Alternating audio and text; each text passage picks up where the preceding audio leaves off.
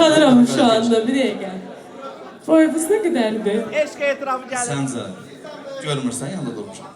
Bildim, mən 1.75 məndə də kablok Sən də 1.70, mən də 1.80. Mən sənə hündürəm axı indi, nə Sən də sanırım? kablok. Biraz bir balaca yalancığı var ha ama. İndi kablok səni anladır da mən onu neyiniyim? Nə işlə məşğulsuz? Zapsaçla məşğulam. Maşın zapçası. Bəli. Nə gözəl. 2 tane maşını yoxsa opçamsın? Yox, Mercedes. Versin. Eşə. Qaqa Mercedes ilk dəfə sən gəldirsən.